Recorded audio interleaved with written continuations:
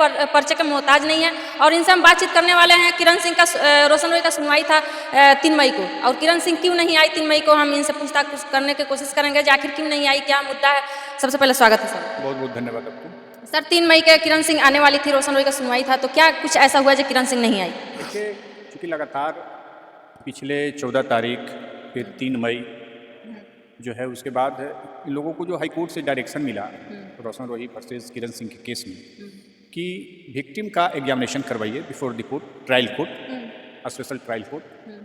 तो अभी विक्टिम की जो मुझे सूचना मिली है, मुझे जो जानकारी मिली है कि 2 कारणों से न्यायालय में नहीं आ रही। उनके जो पैरवीकार हैं इस केस में बताए कि वकील साहब पीड़िता बहुत डरी हुई है, वो न्यायालय तक, सक्षम न्यायालय तक वो नहीं पहुंच रही है, पहुंच सकती है। और दूसरा, तबीयत का भी बताया गया कि उसकी तबीयत लंबे समय से फीवर में वो चल रही है, तबीयत और भी किसी कारण से मल्टीपल उसको जो है कि इन्फेक्शंस हैं, बीमारी है। लेकिन बाकी लोग तो सर बोल रहे हैं जो बहाना मार रही हैं रोशन रोय को और जेल में रखना चाह रही हैं वो। नहीं, देखिए, अब क्या रखना चाह रही है वो उसका पर्सनल मैटर हो सकता है, लेकिन जो ऑफिशियली हमें जो जानकारी है कि उसकी तबीयत खराब होने के कारण वो इस केस में जो है कोर्ट तक नहीं पहुंच रही है। दूसरा, सुरक्षा कारणों से वो नहीं पहुंच रही है। तो न्यायालय से हम लोग का पिटीशन पड़ा है और पुलिस के पास भी पिटीशन पड़ा है कि पीड़िता को जो है कि न्यायालय तक पहुंचाने की व्यवस्था किया जाए। सर 2 महीना पहले कोर्ट की तरफ से ऑर्डर आया था जो अगर 2 महीना के अंदर में किरण सिंह अगर वापस ले लेती है तो रोशन रोय जेल से निकल जाएंगे, या उनके फेवर में कुछ बोल देती है या अगेंस्ट में, तो ऐसा बोलेंगी तो क्या कुछ होगा? देखिए, केस में जब किसी भी केस का, इस तरह का स्पेशल केस का जहाँ पे पॉक्सो हो और ग्रेवियस सेक्शन ऑफ IPC जब लगा हुआ, तो पहले भी मैं आपको विभिन्न बार जब आप हमसे बात किए अलग अलग स्टेप में, जब इस केस की इन्वेस्टिगेशन चल रही थी और लोअर कोर्ट में भी जब केस का ट्रायल, जब बेल पे बहस चल रही थी, तो मैंने आपके चैनल के दर्शकों को, बिहार के लोगों को, कानून को समझने वाले लोगों को मैं अपने तरफ से बताया था कि कोई भी केस जो होता है वो तभी सुलहनीय होता है जब कंपाउंडेबल सेक्शंस में होता है। जो छोटे ट्रायल का केस होता है, PT ट्रायल का केस होता है, छोटे आचरण का केस होता है, छोटे एलिगेशन का केस होता है, चूंकि यह बड़े एलिगेशन का केस है, असुलहनीय है, नॉन कंपाउंडेबल सेक्शन में है, तो ऐसे केस में कंप्रोमाइज नहीं होता है। कंप्रोमाइज हो भी जाता है तो उससे उसको पिटिशनर को, अभियुक्त को कोई इसमें लाभ नहीं मिलता है। सर किरण सिंह कभी बोलती है जो रोशन रोय के साथ हम रहना चाहते हैं, कभी बोलती है नहीं रहना चाहते हैं, इसका क्या मतलब है? अब तो देखिए, चूंकि नाबालिग है तो नाबालिग का तो विचार बदलते रहता है ना, तो बुद्धि वही है, बुद्धि का उम्र ही वही है, तो अबोध बुद्धि होती है ना। पॉक्सो इसीलिए कहा गया है ना कि जो 18 बरस से नीचे है वो तो सब नादान होते हैं, बच्चे होते हैं, अवयस्क होते हैं, तो उनकी जो इंटेलिजेंसी है, बुद्धिज्म है, जो नॉलेज है, वो हमेशा चेंज होता है, पल पल चेंज होता है। अभी किसी विषय पर जो सोच रहे हैं, वो सोचने का उनका नजरिया ये है, और फिर वो अपने समझ, चूंकि ठोस किसी नतीजे पर नहीं पहुंच पा रहे हैं कि हम इसमें क्या कर सकते हैं। यही तो कारण है कि उसका 2 सालों तक लंबा उसका शोषण हुआ। तो चूंकि नाबालिग थी तो उसको पता नहीं था, कानून की जानकारी नहीं था, यही कारण है ना कि लंबे समय का शोषण का शिकार हुआ। तो चूंकि बच्चों को पता नहीं रहता है, क्योंकि छोटे बच्ची है, कलाकार है, बाल कलाकार है, चाइल्ड आर्टिस्ट है, तो लोभ लालच जीवन को बनाने के लिए होता है। चूंकि गरीबी भी था, माँ बाप भी नहीं था, तो इस कारण जो है कि यहाँ तक उसको शोषण होने का कारण हुआ, कैरियर निर्माण के कारण उसका शोषण हुआ। लेकिन सर रोशन रोय की टीम से कहा जा रहा है जो किरण सिंह का जो केस है वो मतलब कमजोर होते जा रहा है, वो अपने केस पे ध्यान नहीं दे रही है, तारीख पे नहीं जा रही है। अब देखिए, ये सही बात है कि वो न्यायालय नहीं आ रही है। अब न्यायालय किन कारणों से नहीं आ रही है वो मैंने आपको बताया कि पहला तो तबीयत खराब होने के कारण जो है कि, दूसरा जो है कि सुरक्षा कारणों से भी नहीं आ रही है, बहुत डरी हुई रहती है, चूंकि विपक्षी बहुत ही कहने का मतलब है जो रोशन रोय के टीम वाले की तरफ से धमकी वगैरह कुछ मिल रहा है। अब ऐसा वो बताई है, पहले तो बताई थी कि हमको धमकी उनकी मिलता है कि तुम केस वापस ले लो, केस उठा लो, लेकिन ऑफिशियली अभी तक उस प्रकार का जो है कि कोई कंप्लेन नहीं आया है। लेकिन चूंकि वो पूर्व से जानती है कि वो लोग प्रभावशाली लोग हैं, काफी नेम फेम लोग हैं, और काफी मतलब जो है कि नकारात्मक सोच के लोग हैं, तो किसी भी तरह का अंजाम को दे सकते हैं, तो इसलिए वो डरी हुई है। और फिलहाल तबीयत भी खराब, इसलिए भी न्यायालय नहीं आई है। सर किरण सिंह के पूरा अंतिम केस तक आप ही लड़िएगा या दूसरा भी वकील देखने को मिलेंगे इस केस में? इस बात को मैं कैसे दावा कर सकता हूँ? वो तो हम लोग के पास जब तक क्लाइंट है, क्लाइंट फीस दे रहा है, हम लोग उसको वकालत करते हैं। क्लाइंट जैसे फीस देना बंद कर देगा, हम लोग छोड़ देंगे।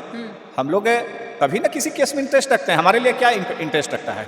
कोर्ट फी, कोर्ट में काम करने का जो फीस है हमारा, तो हम लोग को फीस मिलता है। इसलिए हम लोग किसी के आजीवन किसी केस में थोड़े रहते हैं।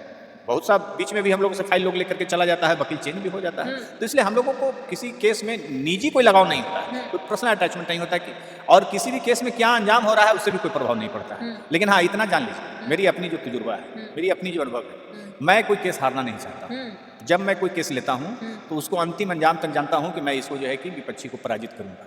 और इस केस में भी मेरी भी जीत हो गई थी कि मैं विपक्षी को पराजित करूंगा और जो पीड़ित है उसको न्याय दिलाऊंगा। मैं पीड़ित को न्याय दिलाया और आगे भी दिलाऊंगा। इस केस में मैं आपको दावा कर रहा हूँ कि यदि मैं फाइनल ट्रायल कराऊंगा तो इसमें जो अभियुक्त पक्ष के जो लोग हैं उसको इस केस में सजा हो। लेकिन सर अब पीड़िता है जो धीरे धीरे कमजोर पड़ती जा रही है, थोड़ा केस पे ध्यान नहीं दे रही है, तो उस पर आपका क्या कहना है? अब देखिए फाइनेंशियली भी कमजोर हो रही है क्योंकि काम कहीं नहीं कर रही है। न्यायालय आने में जाने में, कोर्ट है, मुंशी है, पेशकार है, सभी जगह खर्च लगते हैं। तो पैसे के भी इंतजाम के कारण, अभाव के कारण भी वो न्यायालय नहीं आ रहा। क्योंकि कोई भी वकील वहाँ पे सपोर्ट करेंगे, खड़े रहेंगे, आएगी फीस देगी तभी ना हम लोग भी काम करेंगे। तो पैसा भी एक वजह है, लेकिन पैसे से ज़्यादा मजबूरी उसकी जो है तबीयत है और उसके अलावे उसको सुरक्षा भी एक बहुत बड़ा कारण है। सर गाने में तो काम कर रही हैं और रील्स वगैरह तो हर चीज़ बना रही हैं, एकदम सोशल मीडिया पे छाई हुई हैं। वो किधर से आपको लगता है जो तबीयत उनका खराब है? देखियो कब का बनाया हुआ है वो मैं नहीं जानता हूँ। हो सकता है 6 महीना पहले का हो, 3 महीना पहले का हो। फिर मैं फिलहाल अपडेट इस महीने का बात बता रहा हूँ। 15 अप्रैल के बाद का मैं बता रहा हूँ कि उसकी तबीयत खराब होने की सूचना मुझे मिली है। आपको वाकई में लगता है जो उनका तबीयत खराब है? हम कोनो जासूस थोड़े हैं, हम तो एक एडवोकेट हैं। मुझे सूचना दे दिया गया कि मैं नहीं आ सकता हूँ ड्यू टू लेकिन सर सिनोनन भारती तो बोल रहे थे कि 1-2 महीना के अंदर में हम रोशन रोही को जेल से रिहा करवा देंगे। अब देखिए हम किसी भी एक ऐसे एडवोकेट जो न्यायालय में अपना काम कर रहे हैं किसी भी क्लाइंट के लिए, अपने क्लाइंट के लिए, वो सारे लोग विद्वान अधिवक्ता होते हैं। तो उनका दावा है तो मैं अधिवक्ता मित्र के खिलाफ कोई बयान नहीं दे सकता हूँ क्योंकि वो हमारे कलीग्स हैं, हम लोग साथ में काम करते हैं।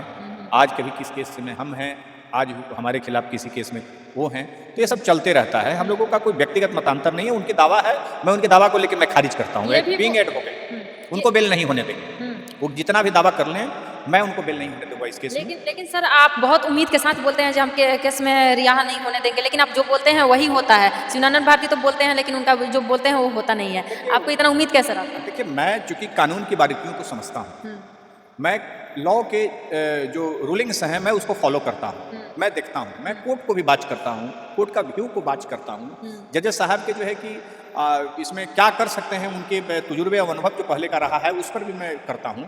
तमाम चीज़ों का जो लीगली अध्ययन होता है, लीगल जो मेरी जो अपनी जो एक्सपीरियंस है उसको जब एक जगह हम करते हैं तो देखते हैं, जब इस केस को जब हम देखते हैं, एलिगेशन जब पढ़ते हैं, सेक्शंस जब इसमें जो मेड आउट है, जो चार्जशीट को जब देखते हैं, एविडेंस को जब देखते हैं, तो उसके आधार पर लगता है कि यह केस जो है बेल के लायक नहीं होता है। और जान लीजिए पत्रकार साहब, आपको मैं बता देता हूँ कि बहुत सारे ऐसे केस हैं जो 80% जो केस होते हैं वो बिल्कुल बेल के लायक होते हैं। उसमें सिंपल सा भी मैटर में कोई वकील खड़ा होंगे उनको बेल माननीय न्यायालय देती है। 10% केस में थोड़ा सा मेहनत करना पड़ता है और 10% ऐसा केस होता है जिसमें कभी बेल नहीं होता है। लेकिन सर आप शुरू से ही जैसे बोले हैं वैसे हुआ भी है। लेकिन बता देते हैं, इस देश में निर्भया केस को आप जान रहे हैं, राम रहीम के केस को जान रहे हैं, आसाराम बापू के केस को आप जान रहे हैं। क्या इन सारे मामलों में किसी भी अभियुक्त को बेल मिला था?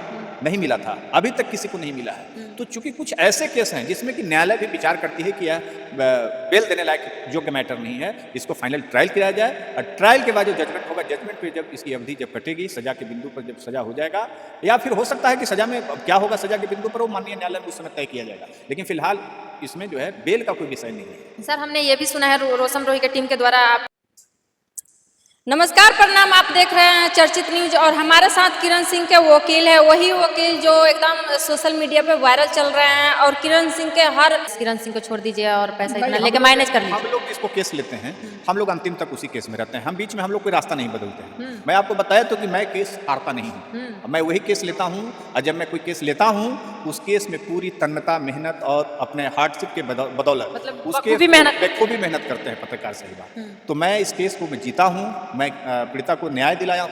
मैं समाज के लोगों को आपके चैनल के माध्यम से बताना चाहते हैं कि आप लोग जहाँ भी रहें कानून की बारीकियों को समझें, कानून को पालन करें।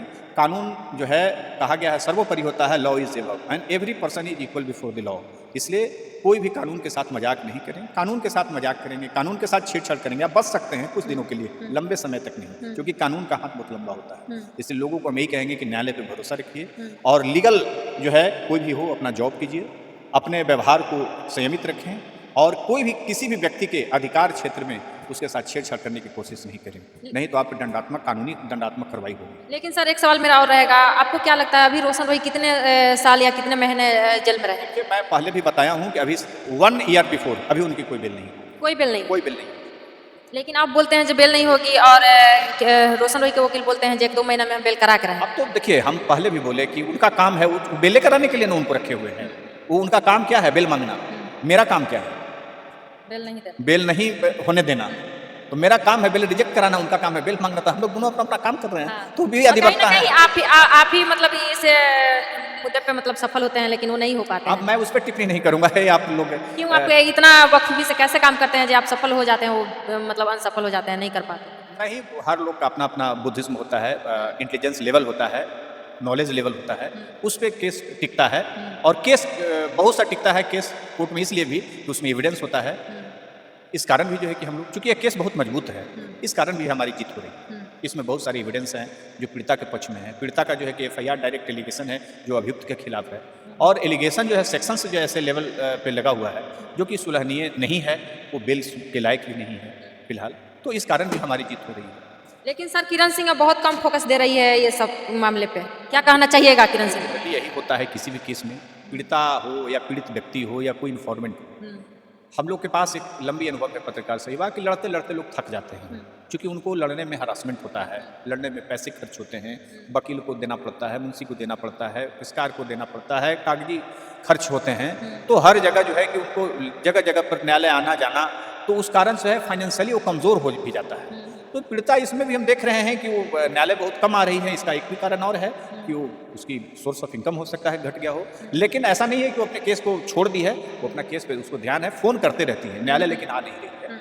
इन्हें इधर 2-3 डेट से उसकी डेट पड़ रहा है उसको गवाही के लिए, वो नहीं आ रही है। हो सकता है कोई कारण हो, लेकिन मेजर कारण है कि उसकी तबीयत खराब है, ये भी एक कारण है। चलिए, धन्यवाद। साथ किरण सिंह के वकील थे और इनका क्या कुछ कहना है रोशन रोही पे और किरण सिंह पे, आप लोग वीडियो के माध्यम से देखें और सुने। और आप लोग का क्या सोच विचार बनता है, अपना सोच विचार प्लीज़ कमेंट के जरिए दीजिएगा जरूर। तब तक के लिए बने रहिए हमारे वीडियो के साथ। मिलते हैं नेक्स्ट वीडियो में। जय हिंद।